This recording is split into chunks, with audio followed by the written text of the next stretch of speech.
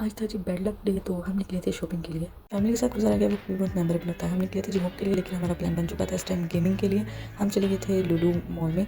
यहाँ पर बच्चों के लिए भी काफ़ी सारी इंटरेस्टिंग चीज़ें थी। मॉल के अंदर एंटर होने के बाद मुझे याद आया कि मुझे घर के लिए भी काफ़ी सारा सामान लेना था, तो मुझे कुछ यहाँ पर चीज़ें पसंद आ रही थी। फिर हमने देखी काफ़ी सारी हॉट सेल लगी हुई थी कपड़ों पर और बारबेक्यू के सामान पर। तो वन बाई वन हमने वो सारी चीज़ें चेक की। उसके बाद तो सबसे पहले हमने फोकस किया अपने मेन गोल पर और हम चले गए इनके फर्स्ट फ्लोर पर, जहाँ पे वो टॉयज मशीन है। तो जी यहाँ से शुरू हो जाता है अपना बैड लक। ऊपर पहुँचने पर हमें पता चला कि हम काफ़ी देर से आए हैं और ये मशीन इस वक्त बंद हो चुकी है। भाई साहब ने हमारी बात पर ना यकीन करते हुए एक दफ़ा इस मशीन को पूरा चेक किया और जब इनको कुछ हाथ ना लगा तो फिर इनको रियलाइज़ हुआ कि वाकई हम लेट आए थे।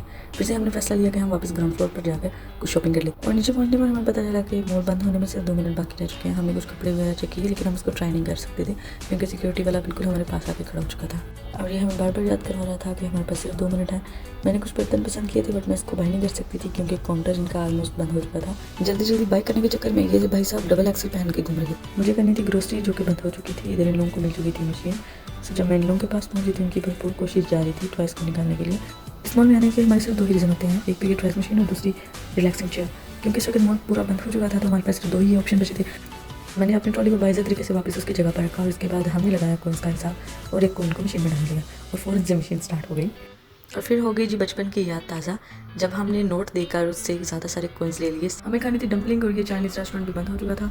आज कुछ समझ नहीं आ रहा था कि वाकई ही बैड लक चल रही है या टाइम इस वक्त बहुत ज़्यादा हो चुका है। खैर इसी के साथ हमने सोचा घर जाने का और फिर अपनी बेबसी को हमने कुछ इस तरह से एंजॉय किया। इतनी जल्दी हम हार मानने वाले नहीं थे। सो रास्ते में जाते जाते हमने कुछ बहुत सारी अतरंगी चीज़ें की जो आज से पहले हमने कभी ट्राई नहीं की थी।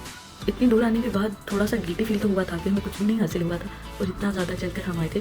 बट फिर एंड पे हमारा डे इतना अच्छा जाएगा ये हमने कभी सोचा नहीं था और हमने बहुत सारा एंजॉय किया। सो लास्ट में हमारे पास बचा था सिर्फ KFC का ऑप्शन। हम पहुंचे KFC और वहाँ पर जाके हमने किया ऑर्डर और फिर बैठ गए इंतजार में। तो खाना खाने के बाद पेट और दिमाग दोनों को सुकून मिल गया। तो ये था मेरा आज का दिन।